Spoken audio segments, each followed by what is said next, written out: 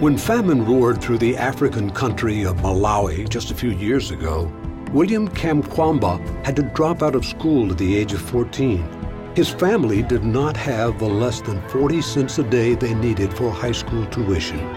They could rarely afford kerosene to light a lamp. There was no electricity in Wimbe village. But William Kamkwamba had 3 secret weapons to help him light up his world: imagination, determination, and a book. Determined to keep learning, William Kamkwamba found a science textbook among those sent to his village through a program funded by the U.S. Agency for International Development. The program was implemented by AIR, the American Institutes for Research, and its partners. William recently spoke at AIR headquarters. I was determined to receive education in any ways I can do. So, in order to educate myself, I went to a library that was funded by AIR and the International Book Bank. Thank you for that. And then I went there to start reading books. I was hoping that when the hangout would be over, my parents will find money and then they'll send me back to school. I should be in the same page with my friends who are going to school by that time. The book William found, Using Energy, told of a windmill generating electricity. This windmill, it didn't fall from the sky. It means somebody did it.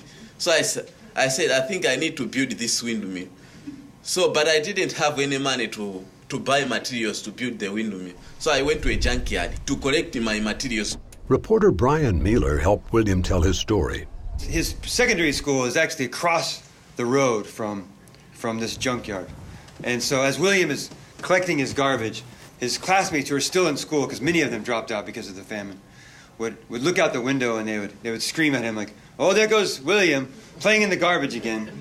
William persevered. He cut pipes from the junkyard based on what he saw in the book. He hammered parts in place according to descriptions he read about how a windmill ought to work. He put up the blades that he made and built a windmill that brought light into his home. I also built another windmill which pumps water, and my mom now makes a vegetable garden and she can grow vegetable. William is one shining example of the impact we believe is possible all across developing nations receiving foreign assistance for education. Dr. Janet Robb leads the International Development Division of the American Institutes for Research, which manages USAID and other donor-funded programs. AIR's mission is to improve the quality of life in communities like William's around the world. In many ways, William, your story represents the development dream of all of us here today. The effort that brought books to William's village is one example of how leveraged partnerships and resources increase the outreach of U.S. foreign assistance and the resultant impact. One of the most important resources that we have in our country are our people. But to get the most out of them, what is it that's required? It is very, very clear that education is very, very key. Hawa Olga Indalawe is Malawi's ambassador to the United States. It is very, very powerful when we can bring out the power of the individual to contribute to the development of our country. But secondly, to accept and realize that there are circumstances sometimes that can hamper people from contributing. And if we can give that hand up, and we are saying that we want hand up, not handouts. If we can give that hand up to one person around you, to the second person, this can transform what an individual can do. AIR has transformed lives and communities for more than half a century in more than 80 countries worldwide.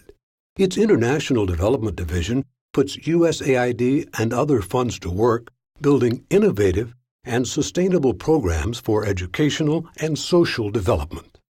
AIR enhances the standard of living for even the most challenged children and adults, empowers and enables more boys and girls to go to school, improves curriculum and teacher training and libraries, and fosters health education that slows the spread of HIV and AIDS.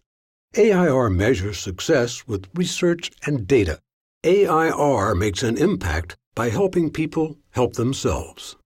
Always when you are studying a new thing, there will be some resistance, but what you need to do is to trust yourself and work hard until you achieve your goals. Everything is possible in life if you really trust in yourself and believe that you can do it. Yeah.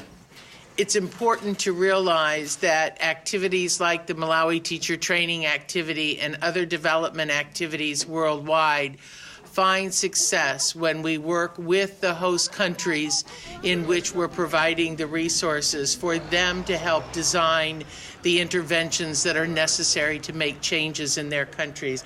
If we go forward with a toolkit or a cookie cutter answer to development, we will most often fail. Foreign assistance does work, but it has to work hand in hand with the individuals in the countries in which we want to see change. AIR, making research relevant to William Kamkwamba and the people of Wimbe Village. AIR is proud to have brought books to Williams Village through an international book bank donation made possible by the Malawi Teacher Training Activity, an AIR-led project funded by the U.S. Agency for International Development.